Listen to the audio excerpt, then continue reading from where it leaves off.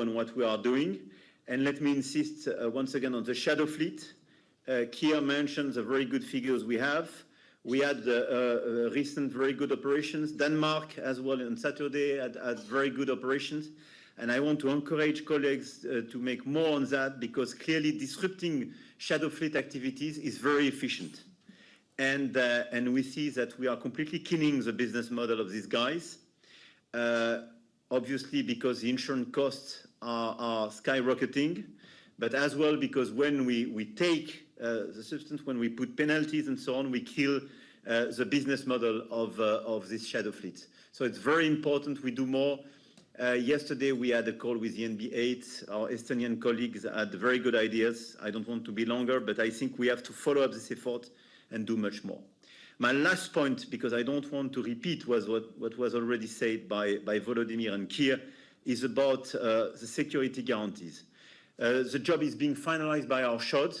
I think it's super important that now, based on our meeting beginning of January, we follow up till the end. And I encourage all colleagues to lift caveats in order to facilitate the planner's job. It's super important we finalize everything we agreed on in concrete terms in order to make it credible for a long and robust peace and a sustainable one, but as well because probably we will have to preempt and accelerate some of the key pillars of what we scheduled. But it's very important we provide in the days to come full clarity on operational issues regarding this point. I don't want to be longer. I want to thank you, Volodymyr, and thank all the colleagues being with you in Kiev, and to be sure that you can count on all of us in the beginning of this 5th year of the Russian war of aggression against Ukraine, and to clearly to share our solidarity and our commitment to your fellow citizens. Emmanuel, thank you very much. Friedrich Merz is at a state funeral today, so he can't be with us, but he's done a short video, which I propose we play, because I think we're still got the media with us just for the time being. So can we set that up, please? Dear Emmanuel, dear Kir, I thank you for convening today's meeting of the Coalition of the Willing. Dear Volodymyr, dear friends, I deeply regret that I cannot join you in person today due to the state funeral honoring our former President of Parliament and a towering figure in German democracy, Rita Süssmuth, so I have to stay in Berlin today. Now, today marks a somber milestone.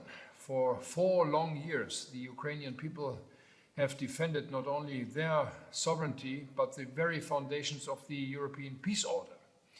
We bow our heads in honor of the immense sacrifices made by Ukrainian soldiers and civilians alike. Their courage remains an inspiration to the entire world. Germany's commitment to Ukraine remains ironclad. Today we are Ukraine's strongest supporter.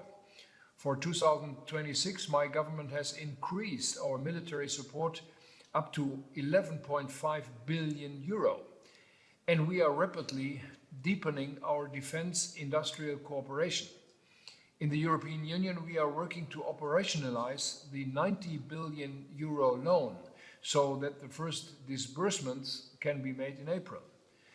Within this coalition, we are working to provide robust security guarantees to ensure that Ukraine never faces such aggression again.